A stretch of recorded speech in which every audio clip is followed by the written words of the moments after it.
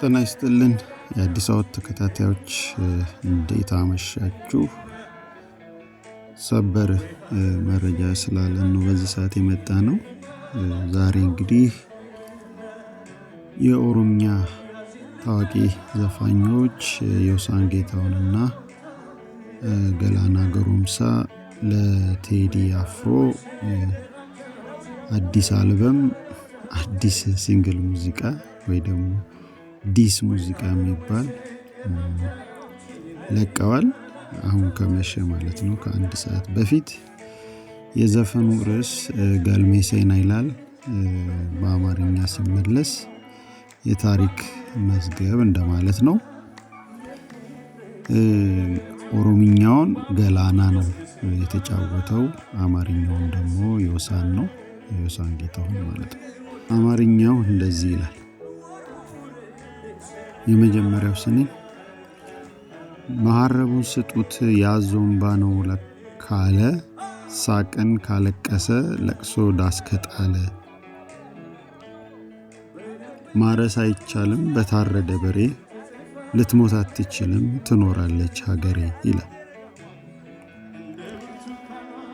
ጉድ እኮ ነው የሀገር ካባ ለብሶ የመንደር ሰባኪ፣ መላክ መስሎ መጣ የሬሳ አምላኪ። ይከፈት መዝገቡ ታሪካችን ይታይ፣ አገር ማን ገነባ ማን ነውና ገዳይ። ባንዳ ሀገር ሲሸጥ ባልቻ በጉራጌ፣ ለይተን እንወቅ ጀግናና ነጋዴ። ለሀገሩ ብሎ ሕይወቱን የሰዋ፣ ይመስክር ታሪኩ ይናገር አድዋ። ምን ያረጋል ወሬ ቃላትን መደርደር፣ ሞትንም አልፈራን ወድቀናል ለሀገር። አፈር እየላስን አበቃን ለበርገር ይላል። እኛ ያቀና ነው ታብባለች፣ ጨፍላቂዋ ሀገር እውነትም ሞታለች ይላል። እንግዲህ ለቴዲ አፍሮ መልስ ምት መሆኑ ነው። በአንድ ሰዓት ውስጥ ከ40 ሺህ በላይ ተመልካች አግኝቷል። በዚህ በሌሊት ነው የተለቀቀውና ነገ ደግሞ በጣም ብዙ እንደሚኖረው እንግዲህ ለቴዲ አፍሮ ኢትዮሪካ አልበም መልስ ነው እንደሰማችሁት። አሁን እንግዲህ ይሄ ነገር ያው በምንድነው በእሳት ላይ ቤንዚን እንደማርከፍከፍ ነው።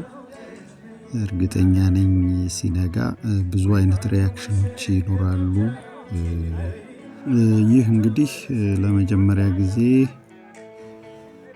በደንብ በግልጽ ለቴዲ አፍሮ የተሰጠ እጅግ ጠንካራ ትችት ነው፣ እንደ አርቲስት ማለት ነው። ከዚህ በፊት ያው እነ አቤል ሙሉጌታ የተወሰነ ነገር ብለዋል፣ ግን እንደዚህ በፍጥነት እንደዚህ በግልጽ አልነበረምና ያለን በጣም ትልቅ የሆነ ዌብ ይፈጥራል።